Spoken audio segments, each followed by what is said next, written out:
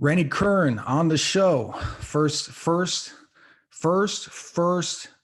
All-American, all SEC football player to ever join the show, man. And before getting on air, I told you I tremendously appreciate this, man, and sincerely thank you for coming on. Yeah, no problem, man. Glad to be on. It's an honor to be on, man. Anytime I get a platform, anybody that I can reach, man, I never turn it down. At least at this point, I know things will get crazier, continue to get crazier in the future, man. But love being able to do this and share and then connect. I know you do a lot of speaking engagements. How has that been affected for you with COVID and everything? Have you had to change a lot to virtual and kind of pick this up a little bit more?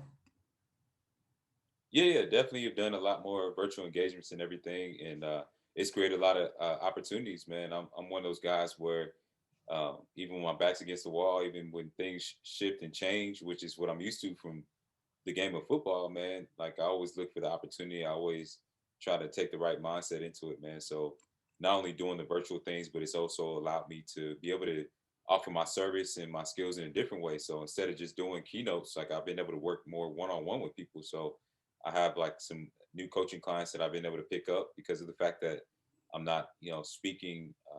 I'm not traveling to speak, and I'm not as busy as I was before. So it's opened up a lot of doors. Every time there's challenges, there's also opportunities. So your coaching business, you have a lot of personal clients. You're also doing, I know, I read that you've spoken or spoke. Uh, this is why I don't do the same gig that you do.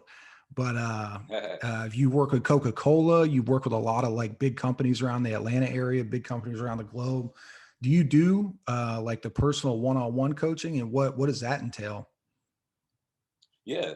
So yeah, like you said, I've spoken to different companies, associations, schools. I really started with schools, man. That was my first passion, was just leveraging my platform as an athlete and just inspiring kids to not give up on their dreams. And it really just grew from there. And when it came to the businesses, it was more about leadership and performance and team building. A lot of the things that really helped me to set myself apart as an athlete and the different teams I was on, I took a lot of those principles and applied it to the business world, and I do the same thing with my coaching clients. It's really about helping them get to the next level in their life or business.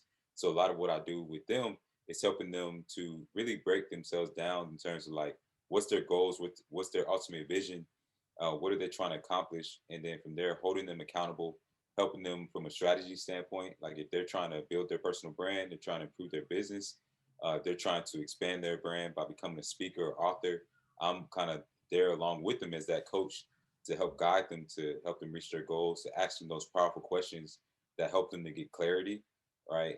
To help them in terms of building that confidence. Because a lot of people, they're very skilled, very talented. We all know them, right? They all have things they want to accomplish, but either they lack the discipline, they lack the focus.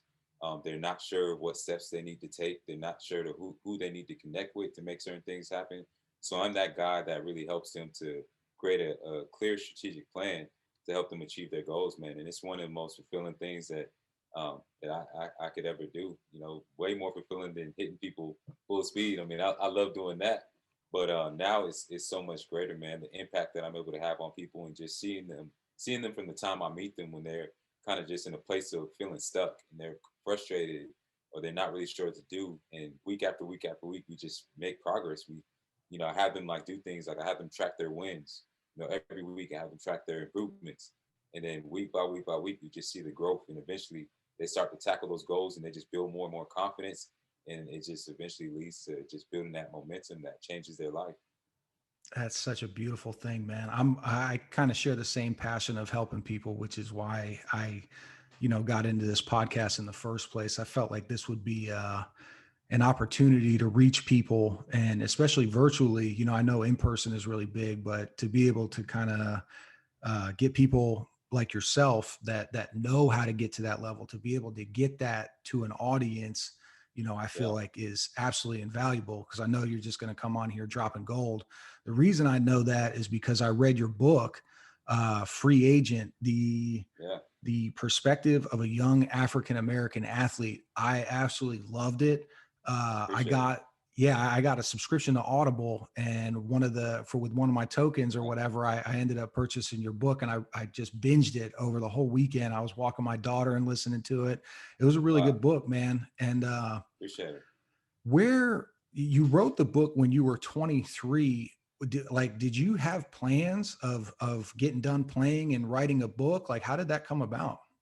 Nah, man, and as I was going through that process, it was really therapy for me.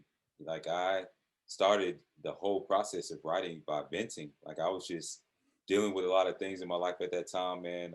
It's like I tell people now when I look back, when you talk about athlete going through a transition, especially if they're able to make it to the highest level and they've been doing it for 20 plus years, that's literally like going through a midlife crisis, at that age. People don't look at it like that, but it's when you have to go from that to like wondering what you're going to do for the rest of your life, that's no different than that person who's been in their career and have to completely, they retire, they have to completely start from scratch and create a Mm, whole new life, man. And so going through that whole experience, I just had so many things that were on my mind. When I look back over my career, there's so many revelations, so many lessons I learned. And so it really started out with just me venting about what I was going through at that time. And what I realized in the process of venting and really trying to express my thoughts and frustrations and all those different things, um, I realized there would be so many other people who'd be going through the same thing. And mm, even though I was still, the thing about it though is I was still training, right? I was still trying to chase my career. So I would train 4 hours a day and then I would come home and I would write, or I would wake up sometimes 4 o'clock, 5 o'clock in the morning, write, and then go train and come back, man. So as I was waiting to get picked up by another team, this is like what got me through that, man, was just knowing that if I can maximize this time, if I can, do something that's going to impact somebody else by what I'm going through right now, not only is it going to motivate me to keep pushing and keep fighting to achieve my dreams, but when this time has passed, because I knew it was going to pass, when I knew that when this time had passed, I'll be able to look back and say, man, I did something with this. Or I didn't mm. just sit around and just feel sorry for myself and say, woe is me, but I did something productive, man. And so that book was the product of that, of being in that space, of being in that no man's land, of being a free agent, man. And it's been able to, inspire so many people to this day. I mean, it's crazy. And I was 24 when I released it. But yeah, just to look back, man, on that time and know that this is something that's going to be around forever. Like it's powerful, man, and it's just a testament to what you can do, even when you're in a place where people would consider a failure, right? You can Mm. still turn it into success, just depending on how you approach it. Absolutely. So you were 23 when you wrote the book and 24 when it came out. What, Yeah. if my math is correct, you were right in between the NFL and the CFL at that point? Yeah, so I had so when I started writing it, I had just gotten cut by Tennessee, and then I actually in the middle of writing it, I ended up getting picked up by Tampa Bay, which is crazy because they're about to be in the Super Bowl. And Mm-hmm. so I went there as a starter, as supposed starter, right?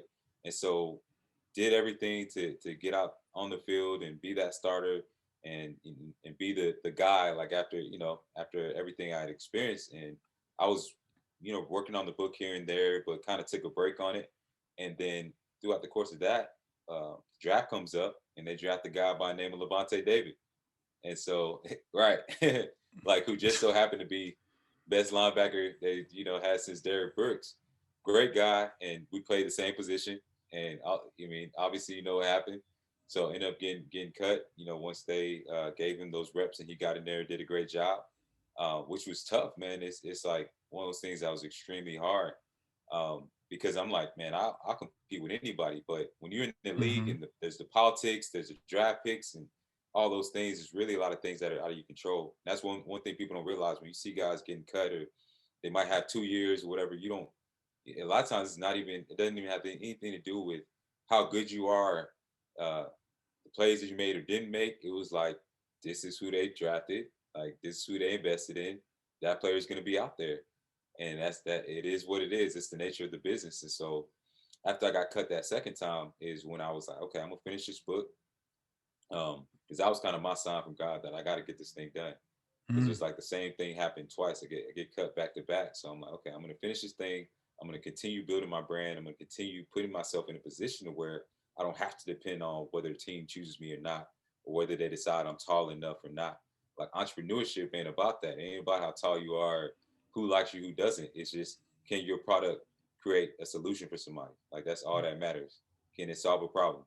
And so I knew that if I could do something like that, if I could create this brand, if I could create this book, if I could become a speaker and develop a skill set, that I would be able to set myself apart to where if I'm on the field, I don't have to worry about if somebody's going to cut me or not.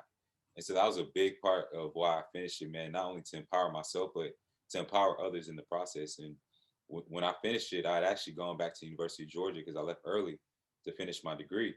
That's Um, right. I, yeah, I went back, man, and that was a tough experience, man. But it put me in a good environment to where, like, when I wasn't in class, I wasn't out, just doing whatever. Like, I was already on campus, so I would go, to the library, to the UGA library. I'll go to Starbucks.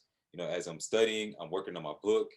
All those things, man. It was a grind, man. But I said it was worth it. And so um, by that spring semester 2013 is when I released a book. And the first book signing I did was at the UGA bookstore. So Yes. did it there, had some of my former teammates come through. And then after that is when I really started speaking more. And then I started getting calls from Canada.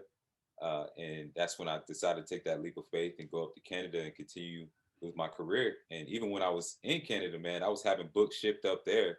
And when I wasn't at practice, when I wasn't playing, I was doing a book signing somewhere. I was at their version of What? Barnes and Nobles. Yeah, I was at their Barnes and Nobles, their version of the Canadian version of Barnes and Nobles. I can't even remember the name of it now, but I would do book signings there. I was doing school tours. I was going to companies, speaking, churches, speaking and whatnot, and just really building my brand, man. And it really, really helped me. And it's something that I'm so passionate about to when it comes to athletes, because so many of us, when we're playing, like we got tunnel vision and that's it. Like we Mm, don't really do anything else, man. And then we eventually get cut, and then we're like, oh dang, what am I gonna do now? But yep. I had the fortune of being able to really build my brand as I was playing and really leveraging it, which really helped me when I eventually did fully transition in 2017 after I tore my patellar tendon. So, yeah. I can't even imagine what the scouts for like the Canadian League were thinking when it's like we got a first team All American, led the SEC in tackles, first team All SEC, absolute beast, just sitting here waiting to get picked up. Like I bet the scout that found you was like, I bet he was pretty damn excited. Yeah, man. The guy's name was Paul White, and he blew my phone up, man. He would not stop calling. He's like, man, we got to get you back on the field. Like you're too good to be sitting at home. And I was the mindset where it's like, man, I got to be in the NFL, man. This is where I want to be. But it was just so many circumstances that like really set me up for failure. Like most people don't know this, but like when I got cut after that first time, there was a rule where like you couldn't be on practice squad if you played in more than 8 games. And in my rookie What? year, yeah, you can't be in. They changed the rules since then, and I tried like so many times to get it changed and called them and tried to see if I worked something out. They would not budge. And they didn't change it till like 2015 or something like that, 2014, 2015. But at the time when I got cut, it was if you play in more than 8 games, you can never be on practice squad. And it just so happened my rookie year, I played in 9 games, all Mm. special teams, so not even real reps. I played in 9 games, and so every team I would go in, I worked out with the Bears, I worked out with the Carolina Panthers. Um, and a couple other teams. And every time I'll go, they'd be like, "We like you, we want to pick you up, but you don't have practice squad eligibility." And so they would pass up on me and take the next best guy. And so that's how I ended up just staying at home, man, and not knowing if I was ever going to play again. And so went up to Canada, hoping that I could at least get real film on the field, man. And even that was full of politics because they have what's called the ratio rule up Yep. there that says that you have to have a certain amount of Canadian players on the field and on the roster at all Hmm. times. So I didn't end up playing until week 9 out there, man, and still ended up when I did get out there, still ended up becoming like third on the team in tackles. Yeah, I was gonna say I didn't realize that you ended up playing till week 9, and you still like had I do a lot of research on the guests, but when I saw your Canadian Football League stats, I was like, oh, okay, like he got like a couple of full seasons in there. I didn't realize you like had Yeah, like 2 picks, like 60, 70 tackles or something like that. It's like you wake up, yeah. eat breakfast, and then like start your day with like 10 tackles, like just already on the stat line. That's insane, man. So what Appreciate it. Okay, so kind of digging back, backtracking a little bit here. When do you feel like you really fell in love with the game of football? Because I know in your book, Mm. you know, coming from the background that you came from, as far as having parents that had immigrated from Liberia, right? Yeah, yeah, yeah, Yep. Parents that immigrated here, and they were super, super busy working their jobs and trying to provide for their family and stuff like that, and couldn't attend a lot of games. For yeah, you, what was the thing that made you fall in love with football? Because to be that man. good at it, there's no doubt you like have to love it to some aspect, in my opinion. Yeah, I mean, honestly, man, it started from the first time I touched the football. Like, I remember like it was yesterday. I was in my apartment complex, and I walked down. We had like a big hill in front of my apartments, and we had a small three bedroom apartment. But yeah, we had a big hill in front of it. So I walked down this hill, get to the bottom of it, and there were always a bunch of kids there who were older than me. And that day, when I walked down, there were about ten kids who were all playing pickup football. And so I'm like 7, 8 years old at that time. And I just walk up and I'm like, hey guys, can I play? I mean, just like any kid would. And they decided to let me join on the team. And like maybe 2 plays in, one of the guys tossed me the ball and I just took off, was juking folks, and it was like, it's like when I touched that ball, when I took off, it was like it tapped into my soul, man. It was like my spidey senses kicked in, just like when the Spider-Man movies is like, and I realized like something clicked in my mind. It was like that told me I had like some rare ability, a rare gift, and it was like I knew at that moment I had something different. And from there, man, it was like I didn't have organized football, but I just knew I had an ability. I was always a rough kid. Like I was the only boy in my household, so I was always finding myself in trouble. Like I always needed an outlet. Like I was just doing crazy stuff. Like that hill in front of my in front of my in front of my apartment. Like I would literally just like do cartwheels down that hill like for no reason, just like ball of energy. And I had no outlet. And when I found football, it finally gave me like that outlet, that controlled like energy that I needed, man, that controlled expression that I needed. And so we moved to Gwinnett when I was 10 years old, which is like 20 minutes from Atlanta, 45 minutes from Athens, where University of Georgia is. Moved to Snellville, and my parents, being who they are, they focus on education. You know, a lot of immigrants when they come here, it's all about education. It's all about improving themselves. So I don't know if they did this intentionally or not, but the school system that they put me in, Brookwood was one of the top schools like in the state, pretty much. Um, it's between Brookwood and Parkview, but they also were a powerhouse football school. So like, just it couldn't have worked Jammed. out any better. Yeah. So just got into one of the best programs, man, where and it's like a feeder system. So like by the time you're in like seventh, eighth grade, like they're already preparing you for high school and everything. They already got like just one of the best communities, parents involved, all that. And so met my little league coach, and he was like a diehard University of Georgia football fan. As country as it get, he was from South Georgia, but he took me in like his son, man. And when my parents couldn't, because they were working and all those different things, they couldn't pick me up for practice. Always had him or one of my coaches that would pick me up every single day for practice, man. And he took me to my first Georgia game with his son, JT, and who was my quarterback. I by my second year, I played running back. So first year played offensive line, defensive line. Didn't know what I was doing out there. Second year played running back. The light bulb started to click, and played linebacker as well. But didn't really care too much for defense. Um, but yeah, once he took me in my first Georgia game, and I got exposed to the world and the culture and the religion of Georgia football, and walked into that stadium, man, it was like, man, It was it on. was like it's like my whole life flashed before me. So I still remember being 10 years old and being under those lights, looking down onto the field and being like, man, this is where I'm gonna go. This is what I'm gonna do. That's You know? beautiful. Do you feel like I was meaning to ask you this as well, about your parents when they got to the United States? Was moving from Liberia to the like Georgia? You said you were kind of more northern Georgia area, like a little bit Not at north of first. Atlanta. Yeah, You not guys not moved to at South first. Georgia first? No, no. So we're in Atlanta, because my mom Okay. Emory is right in the heart of Atlanta. Yeah. So she came here on scholarship to get her master's in nursing, and Oh, so okay.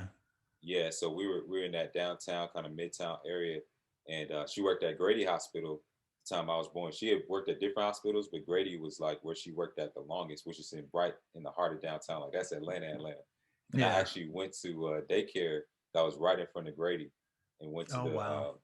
yeah, man. So I'm like born, raised like as ATL. Atlanta, yeah, ATL as it gets, man. And so yeah, that was like my beginnings, just being in Atlanta. Went to church around the airport and all that. Went to a church that was mostly people from Liberia and West Africa and everything. So that allowed me to stay Oh, in tune okay. with my culture and things like that. Yeah. But once we moved to Gwinnett, it was a big culture Culture shift, man. shock. Yeah. Yeah, culture shock, man. Just being like the only black dude in my class, like all those different things. It was different, man, but it really helped me to grow. And now when I look back, it was such a gift because now as an entrepreneur, as a speaker, I know how to relate to different types of people. You know, Hmm. there's certain people who can't operate when they're around, like if they're the only one in the room, and they haven't been around certain different groups of different types of people. They're not able to connect. They're not able to have that emotional intelligence, or even be able to just hold a conversation with somebody who doesn't look like them. But for me, that was my childhood, like just going in those operating in those different circles. Because not only was I African American, I was also African, and Hmm. then I also had that layer of growing up, in the suburbs. So it's like I always had to learn how to shift and how to adapt. Absolutely. Yeah, So I already know the answer to this because I read your book, but did you have any other interests growing up? I for think, sure. yeah, outside of football. Could you Yeah, elaborate on that a little bit? I think people will be definitely, man. absolutely shocked that don't already know your story. Yeah, man. So one of the things that people don't know about me is that I actually was a musician before I was an athlete. So my mom, as I said before, I was active. I was a knucklehead, and so she tried different ways to get me to calm my ass down. So one of the first things she did was she got me into music, man, and started playing the piano at the age of 8 years old. And I had an amazing piano teacher. He was old school, Mr. Benny. He was like 80 years old and played the organ in church and whatnot. So he had that soul. So he would come over once a week and would just teach me how to play. And then from there, at my church actually, my pastor's son taught me how to play the drums. So started playing the drums. And then by the time I was in middle school, started playing the viola in the orchestra. And something that I fell in love with, man. I played all the way. Like I was probably one out of it was me and one other guy who actually played linebacker as well, one of my teammates, and we were both in the orchestra, like all from middle school to all the way. I was in there all the way until my junior year, until like football got really, really serious, pretty much. But Do you yeah, feel loved it. like, oh, I'm sorry. Do you feel Now go ahead. like being a musician, learning an instrument or several instruments, do you think that had an impact on your athletic career at all? Oh yeah, without a doubt. It's no different than how when you have an athlete who plays multiple positions or different sports, how they just are better athletes, right? They can just Hmm. draw from different perspectives. Like I mean, I believe Patrick Mahomes and like Russell Wilson, like all these guys, they play baseball, they play other sports and whatnot, which help them, just have an overall better performance and be better at what they do. And I believe it's the same thing, man, with like music. Like there haven't been any studies that I know of done, but I truly believe like the fact that I was a musician, the fact that like I understood like there's just certain things in music that really translate into sports, like timing, Hmm. like Yeah. Rhythm, just getting in the rhythm, yeah, moment, rhythm, being in the moment. Yep. exactly. Yeah, being in the moment, just like tapping into the other side of your brain, so that reflective side and all those different things. I'm definitely gonna do more research on it, but I know for a fact that it had a major role to play in just like my ability to perform on the field and because I was very cerebral, I was Hmm. a very intuitive player, and I know that came from the music side and the things that I was able to do. So yeah. Yeah, a lot of people don't realize that I played linebacker in high school and it was probably Mm. might have been the worst linebacker in the history of my high school. I was like a defensive end, kind of on the line type of guy, and that made Yeah, sense to me. But for some reason, standing up and having to see everything for me yeah, was like it just didn't vibe. It didn't jive with me that much.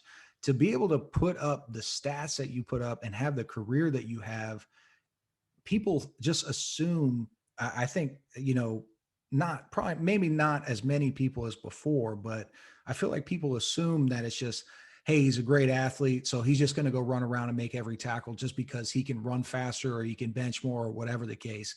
But the linebacker position is so cerebral. The guys that are at the Yeah. top of the top, the Levante Taylors, the Luke Kuechly's, those kind of guys, Right. they're students of the game, and it takes a personality like that to be great at that position. So I've always, Yeah. I know in my own career, like that was like my main adversary was linebackers, but I've always had such a huge respect for that position because of that.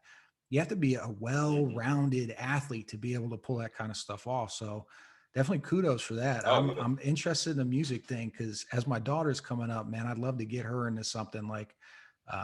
You got your daughter Yeah. doing anything music Yeah, yeah. wise? So I've definitely taught her. She's actually doing. She's here right now. She's doing chorus right now and everything. And All I've taught her right, how to play the piano, just the basics and whatnot.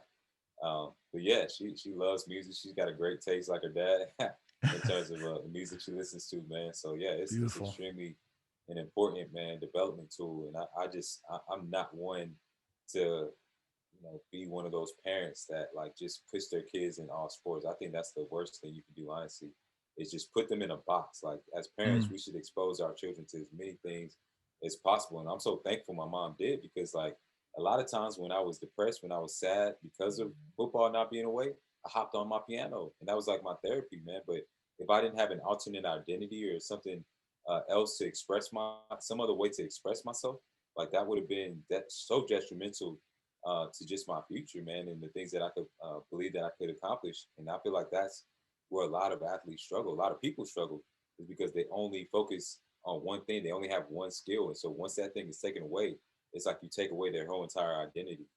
mm. You speaking of identity, how much of your identity do you feel like was wrapped up in being an athlete? Because I know it's Mm. I feel like when you're actually still playing and you're an athlete, you Yeah, don't really understand that when it ends, you kind of like look back and you're like, oh wow, like a lot of like my, yeah. identity or self-confidence was kind of tied to that. Was that something that you dealt with, or was that something Oh kind of yeah. negated? Okay. Yeah. Yeah, yeah, yeah. I mean, there's no way you can play this game without like giving your whole self to it and like being completely dialed in. I mean, you've been a part of a team. Like, what's the first thing that the coaches really want you to do? It's like all about buying in. It's all about, you're not an individual, right? You're part of this Mm, team, and that involves, that involves a certain level of identity. Like when you put those that helmet on, you strap up. You better believe that you're a freaking warrior out there. You're gonna get your ass toe up. Like that's just how it goes. So it really involves identity. I mean, no different than a guy in the military. When you step into that uniform, when you strap up, when you get into the barracks with guys next to you, it's like that you're all in. Or why are you there? So that's one of the things that makes it so great, and what makes players and teams amazing is that you're bought in to each other, into that team, into that organization. But it's like a double-edged sword, because when it's done and you're cut off from that world, like there's not that same kind of mindset when it comes to transitioning. When it comes to transitioning, it's like ain't no talk about team, there's no talk about, we in this together. It's like yeah. you on your Good own. luck. Yeah. It was good. Got great memories with you. But yeah, I can't call my coach every day now and be like, hey coach, like what are we doing at 12 o'clock? Like he's gonna be like, I'm gonna get back to you, like good Right. luck. Um, so that's one of the toughest things, man, when it comes to just transitioning, and when you look at just athletes as a whole, man, is when you go from being that guy who was so bought in, who loved the game, who ate, slept, cracked football, and like you knew exactly what time you're supposed to be in the film room and what time you're supposed to be in the weight room, and just know what you're going to be doing over the summer. And now it's like all that is gone. The support structure is gone. The team is gone. The locker room experiences are gone. Like it's a huge, and it's such a big chunk of your life, man. So yeah, it's real. Okay. Did you have any kind of help in that transition? Was there anyone that played a big role in your transition out of football? How did that go for you?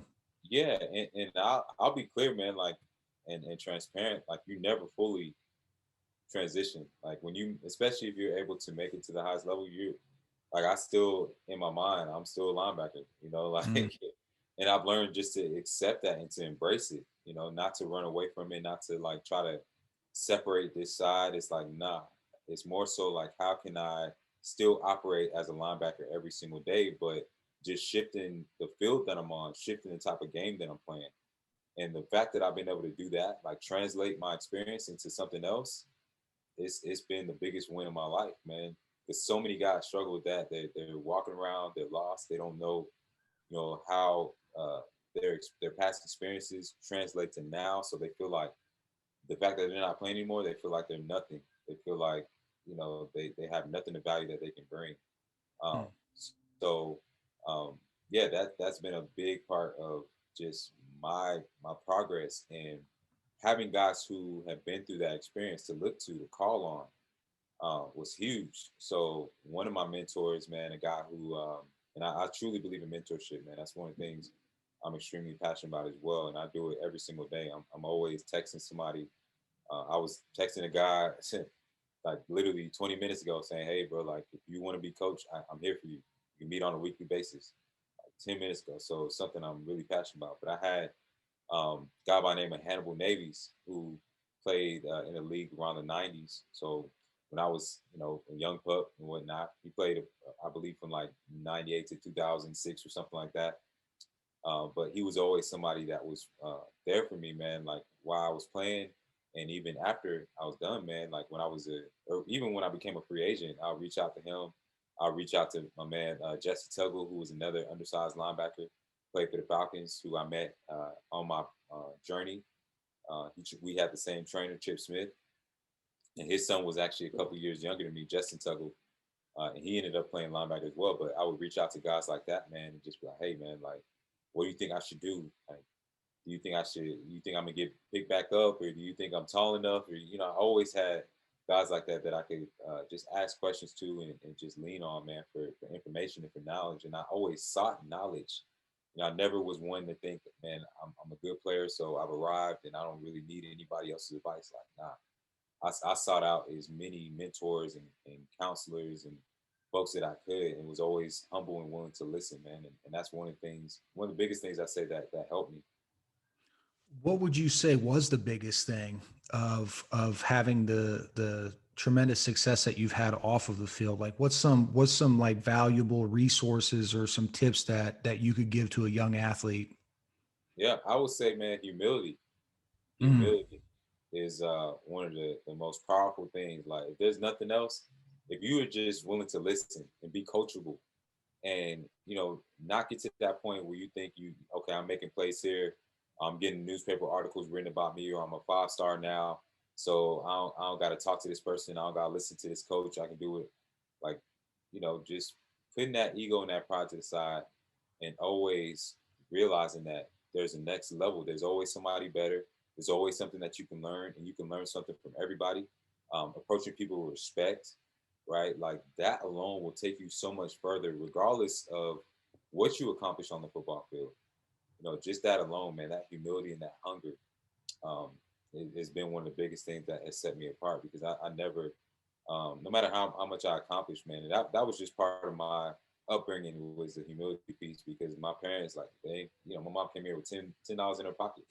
And I grew up eating ramen noodles and peanut butter and jelly sandwiches. Like, so I don't have an arrogant bone in my body, man. So, um, yeah, when I see athletes who are operating in that, and parents that promote that arrogance, it kills me, because I know that they're just setting them up for themselves up, and that parents are setting their child up for failure ultimately, mm.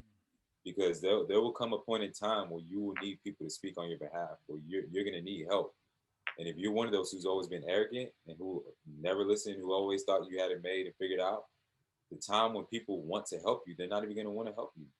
The time when people are supposed to stick their neck out and give you a recommendation or speak on your behalf, but they're not going to have good things to say. And that was something that that I saw throughout my career was guys who were good enough, talented enough, they had all the ability, they were smart, but they had that arrogance. They didn't have that work ethic. And so ultimately, when it came down to them achieving that success or getting to that next level or getting to the NFL, getting drafted where they're supposed to get drafted, they didn't get drafted where they're supposed to get drafted, or not. They didn't even get drafted at all, just because of that simple fact, man. So that's one thing I would heavily harp on is humility. The next thing I would say, man, is really just striving for excellence, man. There's so many guys who, once again, they're talented, but they are going through the motions, man. They just are kind of out there. They don't really go over and above the call of duty. They're worried about the fact that like the coach didn't give them this many reps, or I'm second string, or I'm not in a position I want to be in. Um, Instead of just striving for excellence, regardless of where you are. Like, and for me, it became not just about, am I a starter? Am I getting to this next level? It just became about, am I becoming the best version of myself? Is this the best of what I know I can do right now? Forget what the coach say, forget what even sometimes my teammates say. If they're think I'm deserve to be a leader on the team, or a starter or not. What do I believe I can accomplish? And if I'm not meeting up to that standard, then I know I got to challenge myself. I know I got to change something. And so I would say just striving for personal excellence, not even just excellence as an athlete, but just striving for your own personal excellence, maximizing what you know God gave you. I think that's another major thing I would leave with athletes, so that when you're done with this game, because I tell athletes this all the time, we all only have a certain amount of reps that we're able to play in this game. Like, I don't care how good you are. There's gonna come a point in time where your knees are not gonna be functioning like they used to. You're not gonna be Why'd you able have to to jump bring as up high. knees, man? Yeah, I mean, that's just real. I never thought in a million years, but it's like the time came, and you got to be able to live with yourself, man. You got to be able to look at yourself in the mirror when you're done playing this game, and to know that after it's said and done, that you did every single thing uh, you could to succeed. That's the best feeling. Like knowing that you gave it your all, you laid it all on the line, you left it all on the field. That's the best feeling in the world when you're 32, 35, 40 years old. You can be happy with yourself. You can be at peace. Mm, And to me, that's the ultimate win right there. definitely. I feel like a lot of people too misinterpret uh like singular success, like, hey, that guy won a Right, or a championship or a national title or something like that. So now he's considered successful for the rest of his right. life. Whereas that guy might not feel like that. And one of the things in your book, I wrote it down here and I got it in my notes, Mm, losing the hunger for success once you start getting some things, once you start winning. Now all of a sudden I've won a singular championship, or I've won a game, or something that you were shooting for. right. What, in your opinion, how do you combat that? Like, Mhm. you get one win, so now all of a sudden I feel like I'm successful, so now I kind of have to re-register and realign my goals and stuff like that. What do you tell people that you coach of how to beat that? It's Right, not right. just about one win. Yeah, yeah. No, that's a great and powerful question that I think we all need to ask ourselves. What is our definition of success? Ultimately, man, like you have to be clear on that, and not only that, it has to be something of substance. It has to be something that's bigger than yourself, in my opinion. Because what happens is, if you have something, man, that's like something that's fleeting, right? Like a championship, something that is temporary, something that uh, is like Christmas, right? You open up that gift, and it's like you have that high, and then a week later, what you know what I'm saying? It's like you're not even thinking about that gift anymore. Like it's on the shelf somewhere collecting dust. So if your ultimate success is something that is fleeting, something that's temporary, that is gives you a temporary feeling of success or fulfillment, it's not going to be it. And I've talked about that a lot lately. Like you really, really have to sit down with yourself and ask yourself, like ultimately, what is true success for me? What is the truest, most genuine form of success for me? Is it becoming the best version of myself? Is it building a legacy? Is it impacting my community? Like, what's that thing that's gonna be, uh, success or give you that fulfillment long after that first initial feeling has subsided?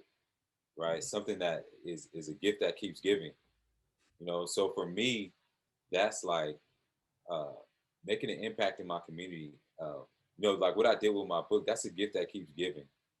Something that's going to be around long after I'm done playing. As an athlete, it has to be about, you know, building yourself, inspiring somebody else, man, inspiring the next generation. For me, it was about one of the things as an athlete is I realized, man, that if I could get to this highest level, not just if I can get this scholarship, not just if I can get to the NFL, but if I can get to this certain level, man, I can help my family. Like I can change things for my entire generation. Like I was the first one. It's crazy. Like I was the first one in my entire line of my family, my generation's existence to do this. So for me, it was so much bigger than just getting a championship. Like this meant literally, I was changing the trajectory of my legacy, of my family legacy. Mm. And so when it's like that, it don't matter like if you win, it don't matter if you lose, because you're just out, you're playing for something bigger. And Mm. you're gonna go a lot harder if you know your legacy is attached to it, as opposed to if you're just trying to win a championship. So that's Absolutely. what you know what I'm saying? Like and Yeah, if I people do. if people approach like not only sports that way, if they approach their job that way, imagine their level of performance, what their level of performance would be. Yeah. If they approach being a father that way, imagine what how they would approach things. It just changes things. It takes the sting off of the loss, and it Yeah, takes the ego inflation out of the win. It keeps you right. balanced and level constantly. And that's Exactly. kind of what it's I wanted to ask you that because it's definitely something that I'm going through with this podcast. Like I feel like Right. I'm building it and stuff like that. And I've had people ask me like, man, you only got like so many views, you only got so many this. Right. But for me, it's constantly a win. Like Right. if 20 people hear you speak on Yeah. my podcast, it's my like life's thing, like my I feel like my life's purpose is reaching out and helping people however I can. And in doing this, I mean, Yeah. again, big thank you, man, for sharing your time. And I know time is getting kind of tight. I know you got other obligations, so Yeah. And I'll add this um too, man, because this is something I really believe in and I speak on too, is you have to fully like dissect your experience. And what I mean by that is like so many people, they only focus on certain things within their experience. Like for podcasting, for example, people may only focus on the numbers, right? The number of listeners, right? And that may be your ultimate goal and your ultimate definition of success is how many listeners you got. But in the process of doing this podcast, there's so many other things that you're gaining. There's so many other skills that you're gaining that if you don't take the time to dissect that mm, experience, you're gonna miss out on it. You're not even gonna realize all these skills that you're building, like public speaking, like yeah. being able to manage a product, project management, right? Mm, Like being able to have emotional intelligence when you're interviewing somebody and you're able to listen to them and hear how they're feeling and shoot another question, like facilitation. That's yeah. another skill that you're building. I mean, there's just so many things. And so I think having the ability to do that, to dissect your experience, will also help you to understand like the true wins that you're gaining. And that's Mm. another thing that we miss out on athletes that we don't do. We don't dissect our experience. So it's like if we don't make it to the NFL, we're like, oh man, I'm a failure. If we don't get that scholarship, we're like, oh, I'm a failure. Instead of really understanding like the full extent of the experience and what we really gain. So that's another thing I'll say too.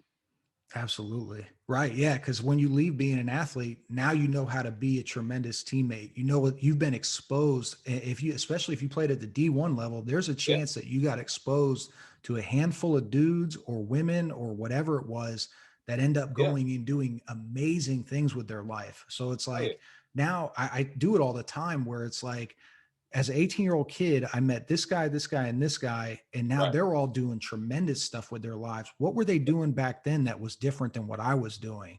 So right, that, like you said, I never heard it put like that of dissecting yeah, it, but that's a brilliant, yeah. brilliant idea. Appreciate it. And even So deeper than just the field, I was gonna say even deeper than yeah, just go the ahead. field too, is when I was at University of Georgia, for example, there was the aspect of dissecting that experience on the field and as an athlete. But then there's a whole organization of University of Georgia athletics that I Mm, also had to dissect. Like I stopped just walking through and just going to football practice. Like I started looking around me and becoming aware of the system that I was in. So Mm, the University of Georgia athletics, just like the NFL, they're no different than any corporate organization. Like they have a sales team, they have a marketing team, they have a fundraising arm, they have a executive staff. And so I hmm. started even dissecting that and understanding like this is a corporation. Yeah.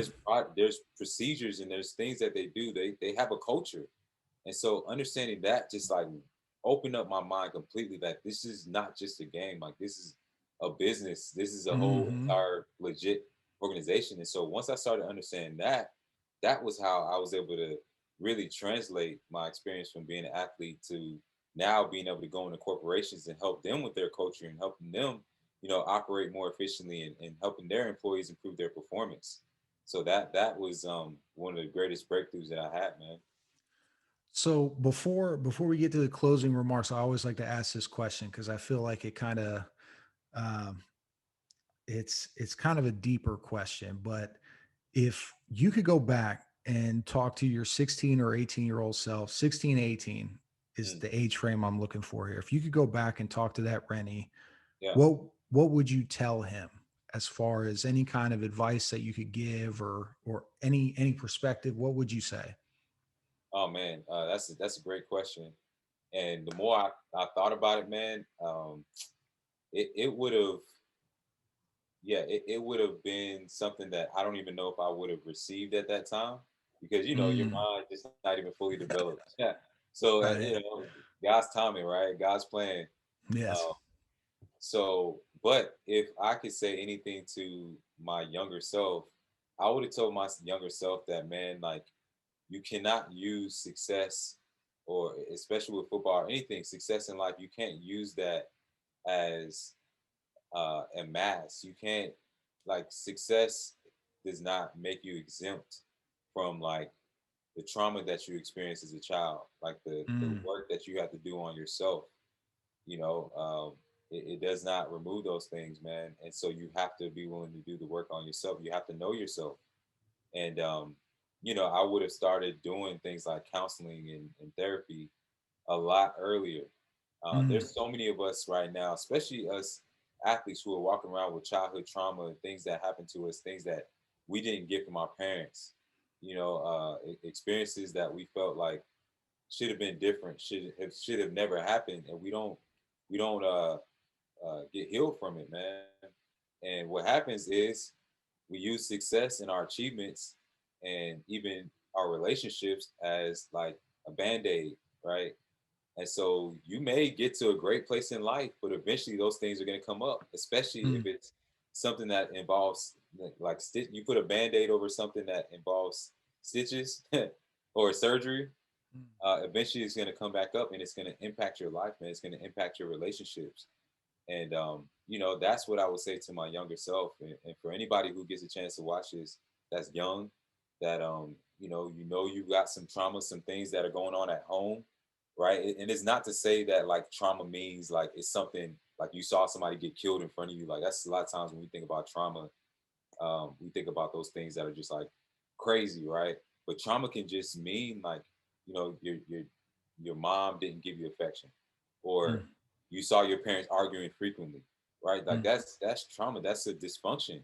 So learning how that has impacted your life and what type of patterns that's created in you, the earlier that you can learn that, man, the greater your life is going to be, the less damage that will happen in your relationships and things like that, the less hurt that will happen, man. So that's what I'll say, man. It will be my thing. I think a lot of people too, and like you said, especially football players and athletes that have achieved such a high level of success. I Yeah, feel like sometimes it's so difficult for people like that to open up and to right, say like, hey, I'm like vulnerable, like I right, have emotions and feelings, I'm a human being. Like I yeah, feel like nowadays, I mean, I think it's changing a little bit, and it I is. think with media like this, and I feel like long form open conversations, I feel like stuff like that is kind of alleviating some of that. But even just a personal talk with someone you love, like, Right, talking to your wife or talking to right, your right. mom or your dad, anyone that you can open up to and just like let this shit out. Like Yeah, yeah, yeah. it's, it sounds so dumb, but it's so easy, but it's so effective. Like Yeah, it's I helped agree. me tremendously in my life, Definitely, man. being able to open up. Yeah. Yeah, Um, definitely, definitely. so again, I think that was a perfect way to kind of wrap this thing up, man. I want to tell you so much respect to what you're doing, so much respect for the things that you have done. Right. And thank you so much, so much for coming on and sharing this wisdom and these pieces of information with me and my audience, man. I can't thank you enough for that. As we kind of roll on, how can people find you? How can people connect with you? Yeah, so the easiest way is through my website, renniecurran.com. If you're ever interested, if anybody listening is ever interested in bringing me out as a speaker or delivering a workshop, or if you're interested in getting some one-on-one coaching, yeah, that's the easiest way. And then always am available to talk through LinkedIn, through Instagram, through Facebook, Twitter. I'm on all of those platforms, man. So that's the easiest way. So I appreciate the platform and keep doing what you're doing, man. Keep inspiring as many people as you can, even if it's just 20 people. You never know who that 20th person may be. They could go on to be whoever. You know what I'm saying? It's Yeah. That's the crazy thing about it, man. Is the numbers don't tell the true story of impact and influence all the Yeah, don't time. shortchange me though, Rennie. I'm at 50 right now, so Oh, nah, yeah, man. I know it's gonna grow, man. It's just persistence, man, and Yep. whatnot. That's the name of the game. It's just Mm, man. And what I realized too about business and about anything that you're trying to take on is like there's a certain extent of time where you have to pay your dues. I don't care what you're mm, doing. As an athlete, I realized that like even when I did become talented, when I did get to Jordan, when I did get to the NFL, it was just like a certain amount of time where I had to like there was no acknowledgement, there was no return on my investment of time and effort, but I just had to continue to believe in. And it was like what it was 2 months, 3 months, sometimes a year, sometimes 3 years, but eventually like I had that breakthrough. But before that, I had to pay my dues, man. So that's mm. like a thing that I live by and something I dedicate myself to. I know you didn't experience it, but that's like that red shirt mentality, man. Yeah, that's That it. whole year you're not playing at all. It's like driving me Yeah, crazy. Like, right. but Now I experienced it, man. Not to the full extent of playing a full red shirt, but yeah, didn't get red shirted. Which is I don't know which one is worse. Is like red shirting or not red shirting and then not playing. It's just mm, like why did they why didn't why you did you do not this to red me? shirt? Yeah, so it's like a slap, like a you dangle a carrot in somebody's face and you pull it away. So that was one of the toughest things I had to experience. But in that moment, I just had to go by faith and just believe that God would honor my sacrifice. And eventually it happened, man. So yeah. That's awesome, man. I appreciate the time again, Rennie. I hope you have a Yeah. great rest of your night, brother. Oh yeah, you too, man. Appreciate you. Thanks again. Yeah, bro. Later. Oh, let me stop this recording real quick.